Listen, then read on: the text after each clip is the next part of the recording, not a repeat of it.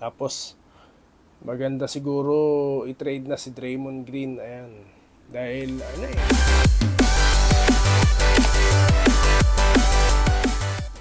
Ayan, at welcome back po dito sa Doy TV Sports. At ang mabilisan lamang po to dahil meron lang po akong gustong pag-usapan ngayon. Ayan. Kasi alam naman po natin ang basketball ngayon talagang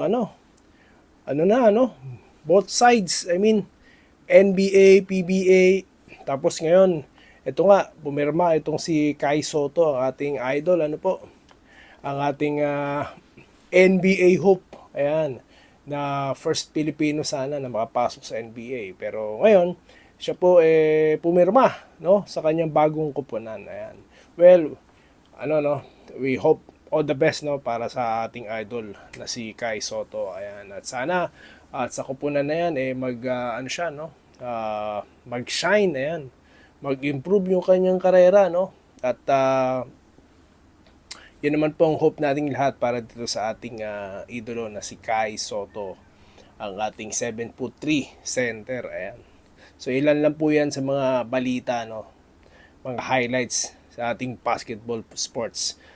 At yun nga, yung na-injured, ito pong si Rollis Jefferson, kaya siya po pinalitan, Out of course, itong si Justin Brownlee, kasalukuyan pong out, dahil nga sa issue. Ayan, alam naman po natin ang issue na yan, At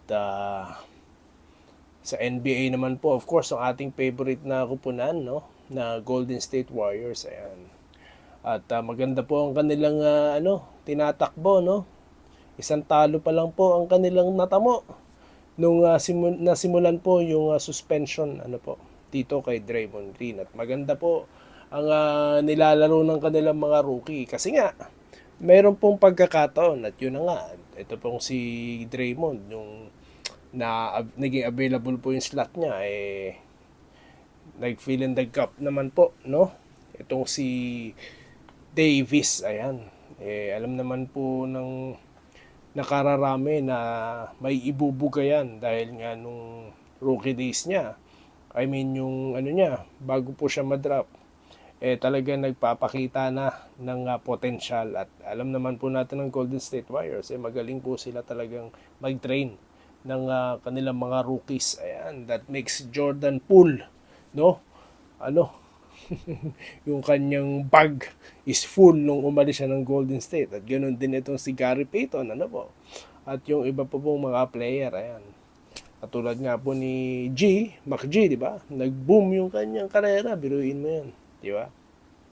So, yun po ang Golden State Warriors. At gusto ko lamang pong konting pag-usapan yan. Kasi nga po, yung ibang mga kupunan is talaga nagpe-prepare, para sa kanilang, para sa next round, may mga trades. Sa Golden State Warriors, ang dami pong mga, suggestion, Ang gusto ko lang doon, siguro, na tayo, para sa akin, na tayo, mag-move on na po tayo diyan sa brotherhood, para sa akin, buwagin na. Kasi nga, yung consistency po talaga dapat ang ating hinahanap diyan. Kumbaga, ternohan na po natin yung efforts ni Stephen Curry. Sayang naman, di ba? Yung kanyang, efforts. Ayan, di ba? Tapos, yung mga rookies natin, maganda. Kung, kung tawag dito, sa management decision, ang ganda ng posisyon alam niyo kung bakit. Kasi nga, ito nga po si Chris Paul. Ang ganda ng kanyang, tawag dito, pang trade, yung kanyang, yung kanyang posisyon ngayon sa roster. Ayan. Kaya isa rin po yan sa mga bagay kung bakit kinonsidera or kung bakit siya po ang kinuwang kapalit. Dahil nga po,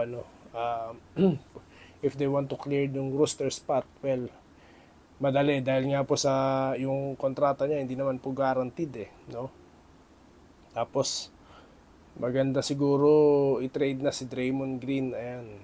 Dahil parang something na hindi na po niya po matatanggal sa sarili niya yung yung attitude niya, talagang gano'n na talaga. Biruin niyo, they cost them a championship game, di ba? Dapat champion na sila eh, yung against Cleveland. Dahil sa technical niya, di ba? Tapos ngayon, ito na naman. Biruin nyo, ang nangyari ngayon, nasuspindi siya indefinitely, no? So, kailan siya makakabalik, wala nakakaalam, di ba? Kasi talagang napaka-poor naman yung ginawa niya. I mean, di ba? All of a sudden, biglang, di ba? Mukhang nanampal, ganyan. So, parang ano yun eh, unnecessary, di ba? Pero, yung palusot niya pa doon di ba? So, siguro they need to move on, no? Tapos si Klay Thompson, alam naman natin Splash Brother yan, pero di ba? Siguro yung dito ko na po naiintindihan, no, kung bakit yung ibang mga players, no, na matagal na sa kanilang kupunan ay nate-trade. Kasi nga po talaga, kung naghahanap ka ng magandang kinabukasan para sa kupunan mo, yun po ang mangyayari talaga. You will let go yung mga the likes of them para sa future ng kanilang kupunan. At nangyari nga po yan dati sa Golden State Warriors. Nang kanilang nilet go, ito po si Monta Ellis. Pero tignan nyo naman po ang naging resulta. Po. Pero kung gagawin man po nila ang mga trades, well, dapat sana mas magandang trades, no? Yung makakuha sila na solid center, no? Dahil yun nga, nadali sila ng free throw shots nito ni Jokic. Biruin nyo, 18 free throws po against 23 free throws lamang ng Golden State Warriors. Napakalaki po nun, biruin nyo. Kung meron tayong makakamatch dito kay Jokic, siguro malelesen po ang free throws, po. Ayoko lang pag-usapan yung mga ganyang bagay, po, about sa free throws na yan, dahil MVP po ito eh. At versatile player, di ba? At yun po ang aking gusto mangyari sa Golden State Warriors dahil di pa po huli ang lahat para sa kanila, po.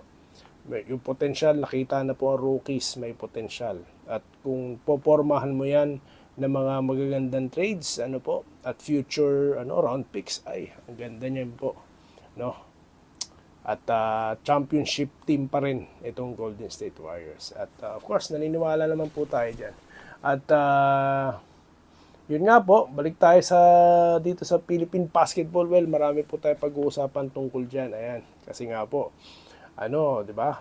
Nagbalik si Bolik, no? Tapos, ito pa, si Mikey Williams, no? Meron daw di umanong usapan na magbabalik. At yan po ang ating susunod na pag-uusapan, po, dito sa Doy TV Sports. At maraming salamat nga po pala sa mga nanonood po or nakapanood na ng ating huling vlog, po, about boxing, ayan, about Manny Pacquiao and Inoue. Sa mga nagko-comments po, maraming salamat. At yun nga po, magkita-kita tayo sa susunod nating topic, po, dito lamang sa Doy TV Sports. At muli, maraming salamat at Happy New Year po sa inyong lahat. Salamat po sa panonood. Subscribe na para sa mga susunod na basketball at boxing videos.